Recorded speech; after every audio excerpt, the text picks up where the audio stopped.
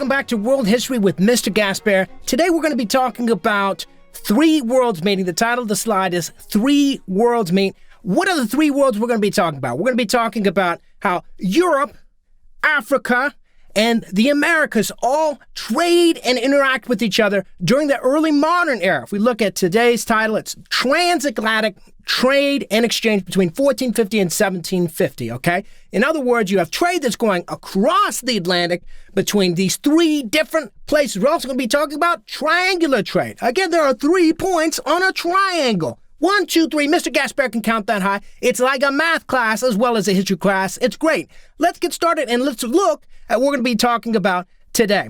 Got a picture here of a plantation. We're going to be talking about the slave trade in the transatlantic. That's why we've got a picture of that to get us going here.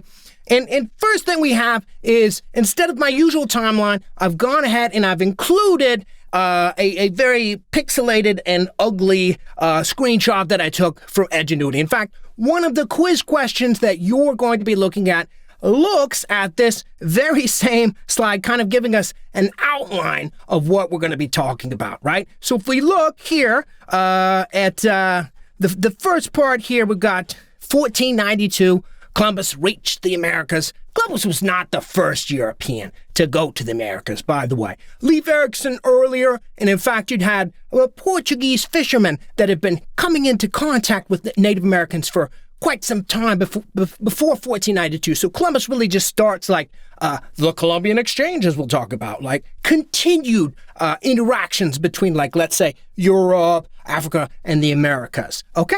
And then we're stopping this time period, 1763, kind of an arbitrary spot, but that's basically what we're going to be looking at this lesson, okay? Next thing we want to look at here is, here's some of the different things that we're going to be focusing on, okay? We're really talking about exchange between not just goods and products, but also biological exchanges. Animals are going back and forth across the Atlantic, okay? Diseases are going back and forth across the Atlantic, all right? So if we look closely here, we've got, for example, all this stuff traveling here. And if we look down, we've got a little blue line saying, okay, this is from Europe, right? Okay. And this purple line saying this is from Asia. And the green line saying this is from the Americas. Let's look at some of the things that we're going to be talking about to get us started. Disease. Disease plays a huge role during this time period. It's absolutely devastating. Okay. So if we look, disease is flowing from Europe that we're going to be talking about today. Diphtheria, influenza, that's the flu. Measles, smallpox, that's the real big killer. And, of course, whooping cough, right? And I had forgot, actually, that diseases weren't just a one-way thing. Now, the European diseases that came in wiped out the Americas. Just absolutely devastating for reasons we'll talk about. But the Americas also got their own dub, as we see here with syphilis going into Europe. How could Mr. Gaspaire forget about syphilis? All right, so we've got diseases going back. And again, here's the Atlantic, right? That's why it's called the transatlantic, okay? Diseases going back and forth. We've got, look at all these crops and things, too, that are going back and forth all the way across the Atlantic. That's what we're going to be talking about in today's lesson. Okay, so let's start with the impact of the Columbian Exchange on the Old World and New World societies. We'll break down what that means in a second. But the first kind of thing that you might see on Edgenuity is right here. It says the age of Expiration lasted from roughly 1492 to 1783. That's that timeline that I showed you a second ago. Okay, so just to kind of refresh your memory, this is happening after the Renaissance. And we talked about with the Renaissance, it was kind of a rebirth for Europe, okay? At this point in time, Europe is like still small potatoes on the scale of the world, right? And the things that they're exchanging are small again compared to the larger places like China and India, the Islamic world, right? But you're seeing Europe start getting a foothold in that and growing more and more powerful and wealthy during this time period. And so that's what we're going to be focusing on, okay? Kids, Mr. Gaspaire sees we have a pimp alert right here. If we notice with our slide, we're looking down at this guy right here. Kids, Mr. Gaspaire grew up in Tacoma. He knows a pimp when he sees one, and this is clearly a pimp based on the outfit here. I mean, he's got his fat chain right there. He's got his whip in the back, and they're ready, clearly a baller, ready to give him some stuff here, and maybe they're going to give him some syphilis too. We'll have to see. So the next kind of quiz question that you might see on the quiz, and again, remember, this is and I've taken the quiz questions and the answers and I've kind of combined them into one sentence, okay? It says the Columbian Exchange introduced new products to new regions. For example, horses came from Europe and were not native to the Americas. So what they mean when they talk about the Columbian Exchange, right, it's referencing Columbus, is that you have, like I showed you a second ago, new sorts of crops that are going to travel from Europe to the Americas, and then from the Americas to Europe, okay? Some of those diseases we talked about. Animals, too, okay? Horses, not native to the Americas. They weren't there before Columbus came, okay? So it's when Columbus and Europeans come over that horses, for example, are introduced to North and South America. So that's a really big example of the Columbian Exchange. You would not find horses in North America prior to this happening, okay? And that's a possible quiz question. Lots of crops and stuff. Corn, potatoes, chocolate, tomatoes. These are all crops that actually originated in North and South America. You would not find them in Europe prior to this time period, prior to the Columbian Exchange, that exchange of goods and diseases and people going back and forth across the Atlantic, okay? And these things obviously became European staples, okay? These are things that are now part and parcel of European culture. So, for example, Mr. Gaspaire can't think of potatoes without thinking of the Irish. Irish, that became their staple crop for a while. Or the Germans and chocolate, as we've talked about before. Chocolate is not native to Germany. It's native to the Americas, and monks that were over in the Americas found these cacao beads and said, hey, let's make some tasty stuff with it, brought it back to Europe. Obviously, it's very popular from there. Tomatoes, right? I mean, when I think about Italy, obviously I'm thinking about, the special sauces, and that's a spicy meatball, okay?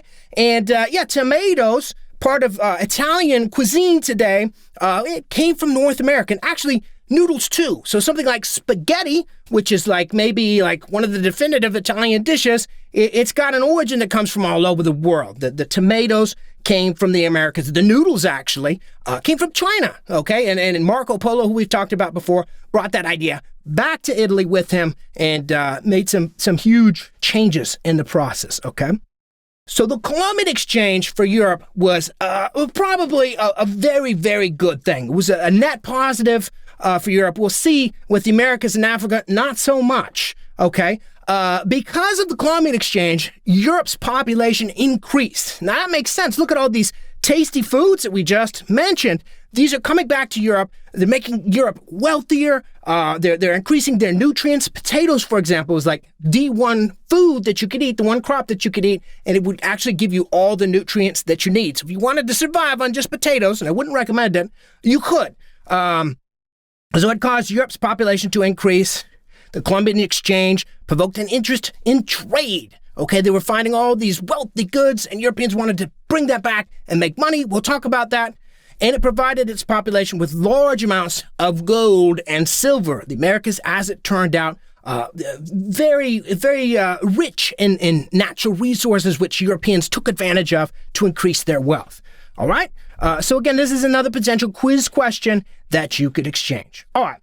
Let's look at this Columbian Exchange a little more closely, okay? So I showed you that graph before, and this is just kind of a simpler one that outlines it, okay?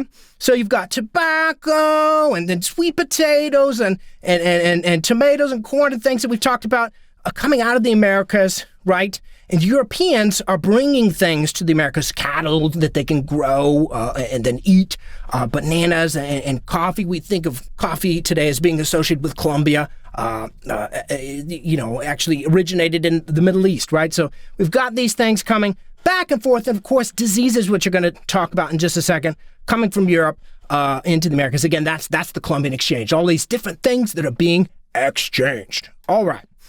So how does this impact? Okay, so we haven't talked about Africa quite yet. Here's a potential quiz question that does, and it goes something like this. The Columbian Exchange affected the African people because the introduction of new crops and the decimation of the native population in the New World led to the capture and enslavement of many African people. Let me break that down for you. Again, this is a combination of a quiz question and an answer combined into one single sentence. Okay, so listen, when the Europeans came to the Americas, as we talked about, we discovered that the Americas were very rich in natural resources, lots of gold and wealth and crops and things that you could take and make money. Now, Europeans, being Europeans, said, well, now listen, we didn't just travel all of this way to do all this work ourselves. We're not going to do this. And so they immediately set about enslaving the population to do the work for them. So instead of Europeans doing the mining to get, say, silver, which we see in this picture right here, this is Potosi, it's a silver mine in Mexico, they decided that they would go about enslaving the native people who lived there and made them mine for them. Okay, as we'll talk about in a second, they could do this because Europeans had gun technology, steel technology that Native Americans did not, and crucially disease, which absolutely crippled Native American populations and allowed, Spaniards, for example, to come in and take advantage of that situation and force Native Americans to work. Now, as it turned out, however, because the Native Americans were dying so quickly because of diseases, one, and two, because Native Americans knew the environment in which they lived, Native American slaves would die oftentimes, or they would escape and they would run away. Okay, and Europeans, again, they didn't want to do the work, very quickly shifted their labor source to the African population, okay? And as we'll see in just a second ago, they brought over so many Africans to the New World, and it caused so much turmoil in Africa itself that the population decreased in Africa. Again, Europe is a winner from the Columbian Exchange. The New World, Native Americans in the New World, and Africans not so much, okay? For reasons we'll talk about in a second. Okay. Same kind of question here, okay, but it's a different one that might appear. Some effects of the Columbian Exchange were that Africans' population declined, again, for reasons that we've talked about, because so many slaves are getting pulled over into the Americas. They're dying in the process. We'll talk about that as well. The Americas flourished with plants from Europe. So some of the crops that were grown traditionally in Europe, they brought those over, and those crops did very well in the Americas. And as a result, wealth flowed to the European economy. They're growing these new crops here. They're finding raw materials like gold and silver, as in here. And Europe is getting very, very wealthy in the process. Okay. Now, how devastating is this Columbian Exchange for Native Americans? It's so devastating that historians estimate about 90%, at least 90% of the Native American population died from the introduction of these diseases like smallpox. So after 1492, when you have continued interaction between Europeans and natives, the Native American population just drops, okay? And so here's another example that you'll see, a specific example. It says, an example of the impact that European exploration had on American Indian populations was that Taino population in 1492 was nearly 300,000. And so Tainos were, I believe that at a small island, I think it was in Cuba, if I'm not mistaken. So about 300,000, a very large and bustling, complex society. Absolutely devastated, less than 100 years later, down to only 10,000 people. That played across all of North and South America. You see mighty empires like the Aztecs and the Incas just absolutely crumbling and crushing under the burden of guns, germs, and steel, okay, as we'll talk about in just a second here, all right? Okay, here's a graph that you will see with that, okay, on Edgenuity. And if you look here, here's the Taino population, 1492. There's the year. If we look at up here, we've got our y-axis. You've got a population of about 300,000. And then look at that. It doesn't even register in 1548 because, again, wiped out down to about 10,000, not even on here. There's not even a little sliver of a line. That's how bad the Taino population and Native Americans in general were impacted by this Columbian Exchange.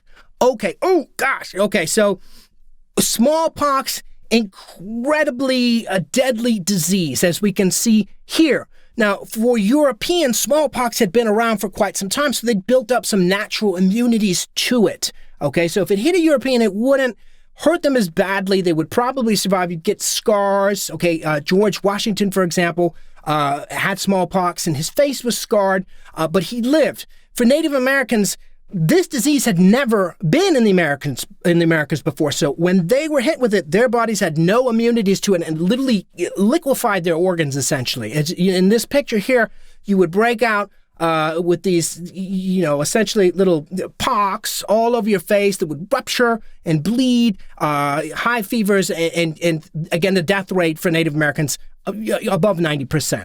Okay, so this, so we'll talk about that a little bit more. Let's zero in on this thing called the triangular trade. Okay, so if we were to think about the Columbian Exchange as being a broad sort of thing, a broad pattern going back and forth across the Atlantic, the triangular trade focuses on the 3 points of interaction that was going with that. Again, because there are 3 parts in a triangle, 3 points in a triangle. I don't know the difference between an isosceles or obtuse triangle. That's for your math teacher to find out. But I know definitely 3 parts on a triangle. Okay, in this case, it says here, the triangular trade describes the movement of goods, money, enslaved people from the Americas to Europe. Okay, there's 2 points right there.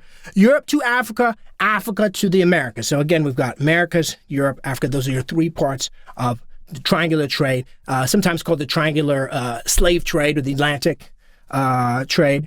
And so the death of many American Indians, which we just talked about because of smallpox, to disease and the planting of labor-intensive crops gave rise to the slave trade. Okay, so again, when Europeans come over the first time, they're like, I'm not doing this work. And they try to enslave Native Americans. Native Americans are dying because of disease. They're running away if they can. And this then forces Europeans to look for another labor source aside from themselves. And they're growing crops like sugar and making a lot of money. And it's a very intensive crop. And so they begin to go to Africa to get slaves directly to do that work for them, okay? So now the Europeans in the Caribbean, here's another quiz question, felt the need to bring in enslaved Africans as laborers because disease had decimated the American Indian population and the Caribbean plantations required more workers to perform hard labor, okay? Again, it's what we talked about. The sugar plantations, it's deadly work. It's very difficult. It's grueling work. And it was profitable for them to just buy slaves cheaply and force the slaves to work for them in order to accumulate more money, right? If you have a worker and you have to pay for that worker, that's money out of your pocket. If you have a slave, you could just make them work, make them grow the crops, and then take all of that money, 100% of it for yourself, right? You might have to invest in some additional slaves if they die, but that's the mindset that is driving this. This is a profit-driven mindset that's making Europeans go to Africa in order to accumulate more wealth and more money. Okay. One reason the number of enslaved Africans in the Americas increased was because of European demand for crops grown by American plantations. Again, you're seeing it, the same kinds of questions. It's up here repeatedly because you're probably going to get some variation of this on your quiz. It's going to be like one of those 3, but it's basically talking about the same concept, right? They're getting slaves from Africa to do this very hard work so that they can make more money. Okay, the effect of the triangular trade on Africa was that communities were devastated in Africa, obviously, right? Because there's this slave trade that's happening. The population declined. Families were torn apart, and slave trading wars claimed even more African lives. So, once Europeans start regularly coming to Africa to buy slaves, it creates these very perverse incentives inside of Africa, right? If you're a tribe and maybe normally you would get your wealth by growing a crop or something like that, right? Or maybe raiding other tribes, you very quickly realize you could make a ton of money by capturing other tribes and selling them to Europeans. And that's what begins to happen. You have tribes in Africa that begin to specialize specifically going into the African interior, raiding tribes, capturing people, bringing them back, and then selling them to Europeans to make an incredible amount of money, okay? And it's absolutely devastating to the African continent. Many people are killed in the process, and obviously it's a very nasty business. And you can see here, we've got some Europeans that are then taking some captured slaves to a slave market and to sell them, okay? The effect of the slave trade on African people were that the population declined as a result. a forceful removal from the continent and being killed in war. Okay, again, these tribes like the Dahomey tribe we'll talk about in just a second, they would get guns from Europeans, advanced weaponries from Europeans, go inland to tribes that did not have those things, and use their powerful weapons to then decimate those tribes, capture them, bring them back, and then make tons of money to buy more guns, increase the process over and over again, absolutely destabilize Africa, and very devastating as a result. Okay. So when we talk about the triangular slave trade, the triangular trade, if it's not clicking for you, here's a very sort of simple map that kind of breaks it down in very easy to understand terms. You've got North America here, you've got Europe here, Africa, right? Here's the three parts of a triangle, A, B, and C, right there. If you know what kind of triangle that is, email Mr. Gaspaire and you will get 10,000 extra credit points. Just kidding. I don't do that. You can email your math teacher. Maybe they'll be impressed with that. Okay, here's a slightly more complicated map that's kind of demonstrating the same sort of thing, right? You can see there's a triangular pattern here, and it's breaking down the different crops and things that are being traded here. So we've got tobacco, cotton, sugar, rum, and coffee going from the Americas to Europe, and they're bringing down guns, right? To arm some of these, slave trading tribes that can then go into the interior, gather up more slaves, alcohol, textiles, things like that, okay? And then the slaves are being transported into the Americas to grow crops, specifically in North America, in the United States, eventually crops such as cotton, but very early on in this time period, crops like sugar is going to be your big one, your big money maker, okay? So we talked about how certain tribes would specialize in raiding other tribes, okay? And here would be an example of one such tribe that did that, that was able to become very wealthy and successful, the Dahomey tribe, and you can see them here. Just even having these steel swords that you see would give them an advantage over, some Africans living inland who might not have necessarily had that technology, and allow them to capture them and then sell them to make large amounts of money. So here's the various different spots from which most slaves originated in Africa and then were brought over. Right here, you have 39% coming from this region right here. And you'd have like the Portuguese would sail down from Europe to these places and buy them and then travel across and sell them, as we'll see in just a second, okay? Okay, by the way, obviously we've mentioned that it's an incredibly devastating process and that the African population declined. If you were captured as a slave in the interior, right, for every 100 slaves that are captured in the African interior, about 40 would die, okay, in the process of getting transported over. In other words, of the millions of slaves that you see here shipped, you've got 6 million slaves that are shipped by the 18th century, okay?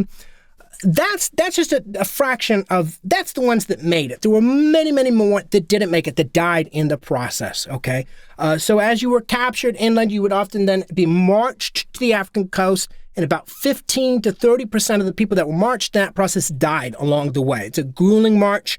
They were obviously not well cared for. They would drop dead in the process. If you made it there and you were sold to a European, another 10 to 15% died while traveling across the Atlantic for reasons we'll see in a second, because of diseases and other things. That leg of the journey is called the Middle Passage, by the way. So incredibly terrible circumstances, high fatality rates for slaves. And here, by the way, here's a picture of the Middle Passage right here. Okay, these guys on top, they're on top of the ship, and if you look down here, this is accurate. Slaves were crammed into these bottom quarters like sardines or something in the hundreds, incredibly unsafe conditions. We'll go into it in a little bit. Okay, so I've mentioned that slavery existed in Africa. It's a very different kind of slavery than what eventually happens in the Caribbean, okay? So the practice of traditional African slavery was different from the slavery practiced after European contact, because enslaved people were often ransomed back to their home villages. Okay, so this is a potential quiz question on Edgenuity. They're basically trying to distinguish between what did slavery look like in Africa versus what it looked like when it got to the Americas. Okay, so while it's true that Africans did enslave other Africans, at least initially, if you were, one tribe would capture another tribe, your likelihood of remaining a slave forever is not 100%. You might get ransomed back. They might let you go. Even if that's not the case, as we see here, in traditional African slavery, enslaved people who integrated into their new society that they were brought into, with their captors, often had an opportunity to purchase their freedom, okay? That's much, much, much less likely to happen in the Americas. Almost never happens. I remember reading about some circumstances in Baltimore, for example, where some slaves whose masters basically let them have a little bit extra time were able to earn enough money to manumit themselves, but almost never happened. In African style slavery, much more likely. In fact, if you were a slave, you actually had rights in Africa, and you would have some times in which even a slave could rise to the rank of chief. Okay, so in other words, to simplify, the form of slavery that you have in the Americas is a much more brutal form of slavery than you have in Africa. It's also the first time in history, as far as I'm aware, that slavery is racialized. It's based solely upon black people. Slavery had existed throughout basically all civilizations after the Neolithic age. The first time you have civilizations pop up, you have slavery. When you have a surplus, basically all societies did this. However, in these societies, they didn't care who was a slave. They would enslave everybody. The Roman economy, for example, slavery was integral to it, okay? The Romans loved slavery, but they also loved diversity. They loved the diversity. They would enslave everybody, okay? Romans would enslave Africans. They would enslave people from the Middle East. They definitely enslaved themselves, okay? So it's a much more diverse form of slavery for the Romans. This form of slavery that we see during this time period is the first time, again, it's focusing specifically on Africans, on blacks, after the native population is decimated and deemed not effective slaves. There's early attempts, too, we'll talk later, in which Europeans are at least temporarily slaves and, 7-year contracts, indentured servants, but they get rid of that and they focus specifically, it's a racialized form of slavery, focusing just on Africans. We'll talk about it later. Okay, so how bad are conditions in the slave trade? Well, Equiano was a slave who was able to escape bondage and write about his experiences.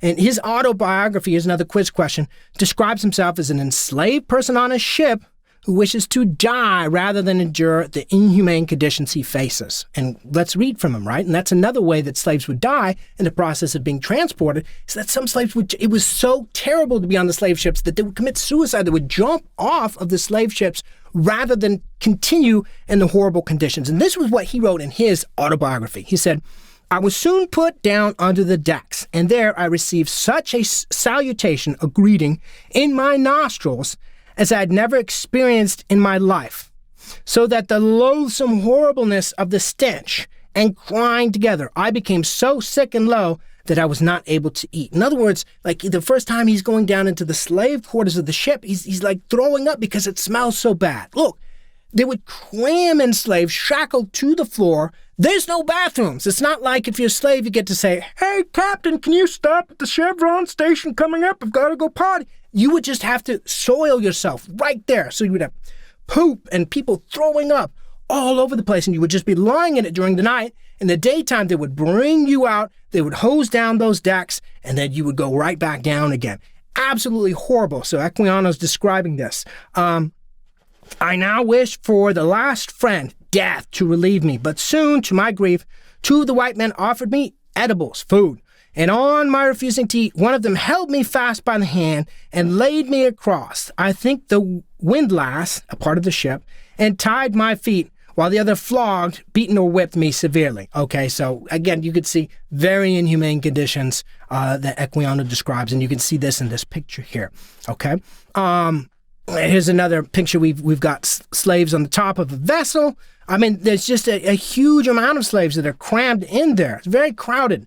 Okay, he continues. Here's another passage that we see from Edgenuity, and it's Equiano's autobiography describes the existence of human suffering on slave ships. Yeah. The closeness of the place and the heat of the climate. It's very hot, right? You're traveling across the Atlantic, right? Oftentimes in the summer, and you're underneath in the ship. It's got to be incredibly hot, 100 degrees, I'm sure, very humid. Lots of people next to you, added to the number in the ship, which was so crowded that each had scarcely room to turn himself, almost suffocated us. The air soon became unfit for respiration, breathing. The air was so bad you could barely breathe, from a variety of loathsome, terrible smells, and brought on a sickness among the slaves, of which many died. Okay, so we know about social distancing today, right? Okay, with COVID. If you were on a slave ship and there was one person who had some kind of a disease, right? Everybody, right, would probably get that or be exposed to it because, again, you're shackled. People are right next to you. They're sick. They're throwing up on you. So disease would wipe out people on those slave voyages over during that middle passage. It's another thing that you would have to contend with. Sickness among the slaves, of which many died. The shrieks of the women and the groans of the dying rendered the whole a scene of horror almost inconceivable. And you'll see a picture of this in just a second. He's not exaggerating here. And here's another quiz question. I'm going to show you a drawing in just a second that's going to appear on the Edgenuity quiz, potentially. And the drawing shows how tightly slaves were packed, which led to a harsh and often deadly journey. So here's that picture. This is what some of the worst slave quarters would look like. Okay, again, you've got the development of capitalism at this time, which we're going to talk about in a second. And you've got this profit incentive that's driving a lot of this. Okay, so if you're a slave trader, your interest is to maximize the money that you are making. How do you do that? How do you make the most money? So you try to cram as many slaves as possible into a ship as you can. And you see that here. Here's the logic of that early capitalism, the early profit incentive driving these Europeans to come up with these insane ways to maximize and, treating people as commodities, essentially. And you can see here, you just have rows and rows and rows and rows of people stacked in underneath the ship, basically. And the floors, if you see here, the height of 2 feet 7 inches. You couldn't even stand up. You'd have to basically crawl down to get in there. You're shackled in. Unbelievably terrible. Okay. And then if the ship is moving and you're seasick down there, I can't even imagine. Okay. And then you'd have a whole nother row stacked in there too. So you're cramming in hundreds of people. A lot of these people are dying again because of diseases and just how terrible the journey was. Here's a watercolor drawing, by the way, over here, that a British, a British guy who came across a slave trading trip. His name is John Newton. He's writing in his diary. This is what he describes. This is what he sees on one of the slave ships. Okay. Saturday, 22nd of June. Being pretty warm, got up the men and washed all the slaves with fresh water, okay? I am much afraid of another ravage from the flux, diarrhea infection, for we have had 8 taken within these few days. Wow. So he's talking about, again, if one slave is sick, all the slaves are going to be exposed to those germs and end up dying. And so he's saying, you had 8 slaves in this little part of the journey that it had died already. I think John Newton is a slave trader. This other picture here came from a different time period. Thursday, June 27th, when we were putting the slaves down in the evening, one that was sick jumped overboard. Got him in again, but he died immediately between his weakness and the salt water he had swallowed, though I imagine he would have lived but a little while, being quite worn out. So again, this would be what you call primary source, somebody who lived there, a slave trader himself, describing the conditions that he saw. So this is not exaggerated. This is what happened. Here's some firsthand evidence of that, okay?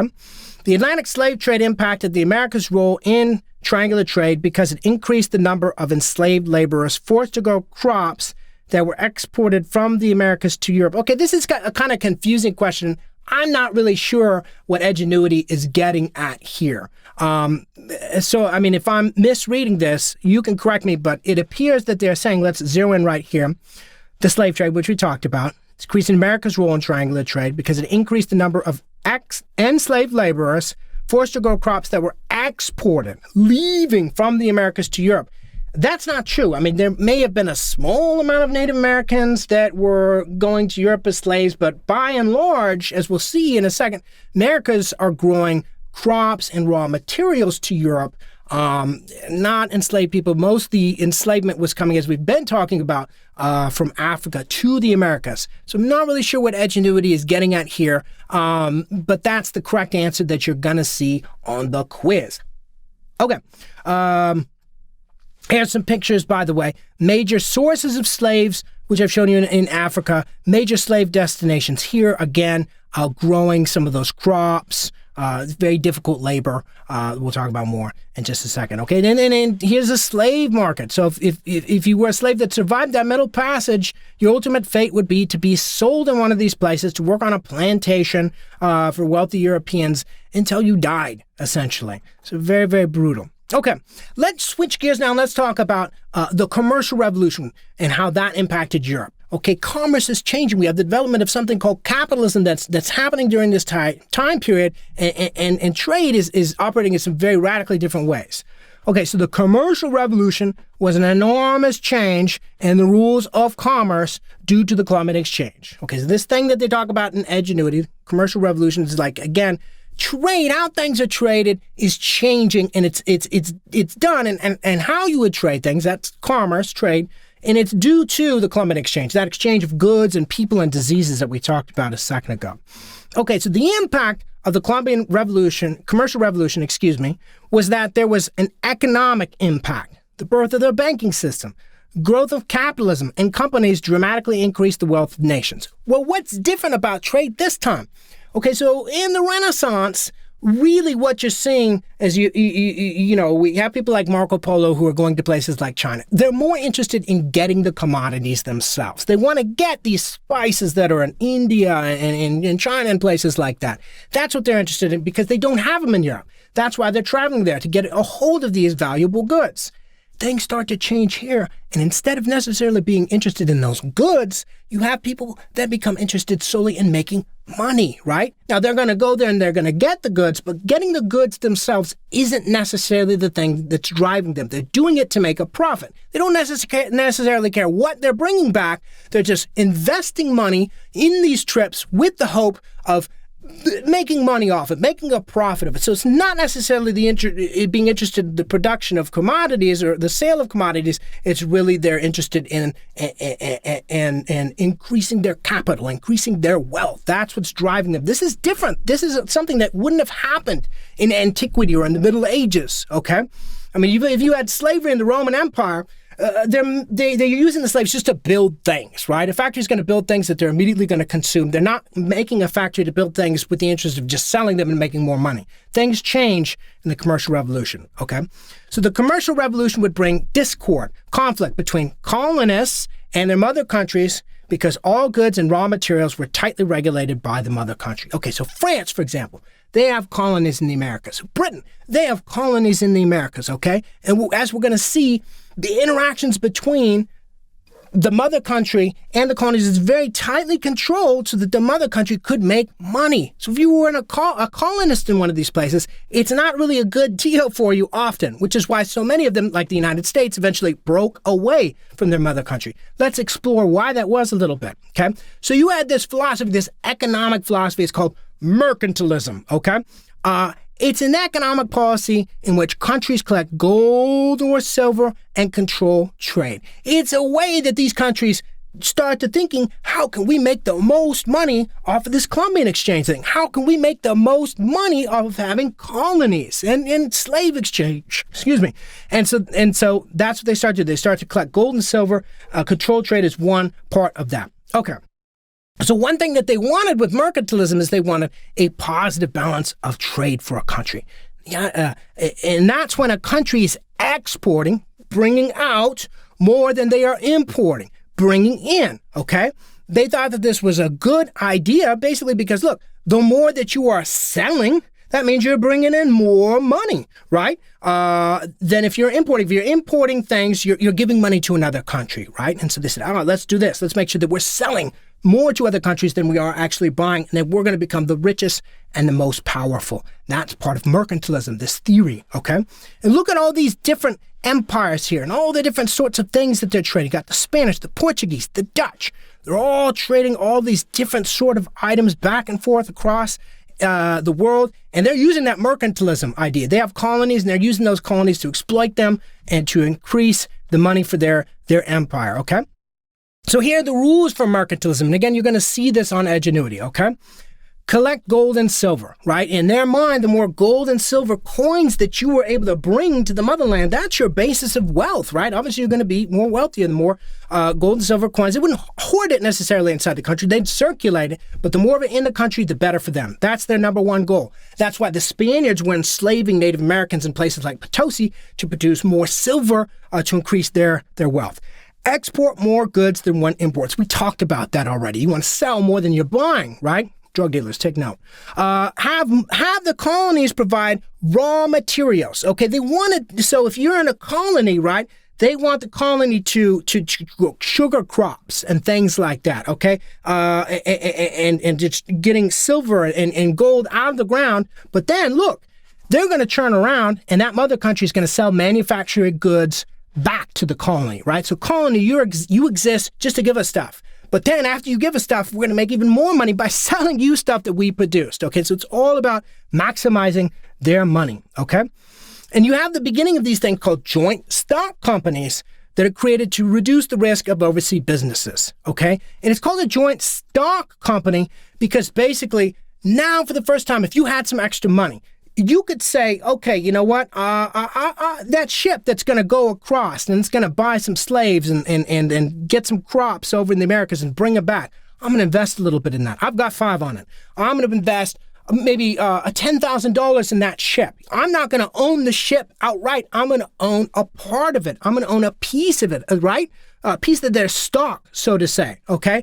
And let's say it comes back and it makes money, I'm going to get a small piece of that profit. And this way you could have lots of people come together saying, I've got 5 on it, right? They're all pitching in a little bit, and they're all going to get a little bit back in exchange. This allows them to do more traveling and more trading, okay? Because again, like if that ship went down, you wouldn't lose all of your money, you just lose a part of it. And you could spread your money out in different sorts of places and make more and more money. Okay, it's very profitable. This is like the beginnings of capitalism. We see this stuff today with modern corporations. That's how corporations work today, right? If you invest in a corporation, you're buying a piece of that corporation, you get a little piece of their profits, and we see that start to take place during this time period. Joint stock companies created by the commercial revolution paved the way for today's corporations. Excuse me, it's a little hot down here. By the way, this is the British East. No, is this the British? This is one of those joint stock companies. I can't remember which flag that is. I'll have to look it up in a second. Okay. So the Dutch, right, were one of those people that were doing this, the Dutch East India Company. The Dutch, famous for their ovens, by the way. That's going to go right over your heads. Slip right past the censors. Okay, right here, they had a very large and productive army or joint stock company. And here is the monogram, their little logo of the Dutch East India Company. You can still see that around the Netherlands today. And that's it. Thanks for tuning in. That was all the possible quiz questions, all the possible answers combined together. If you have any questions, send me an email at bgaspai@tacoma.k12.wa.us, and we will see you next time.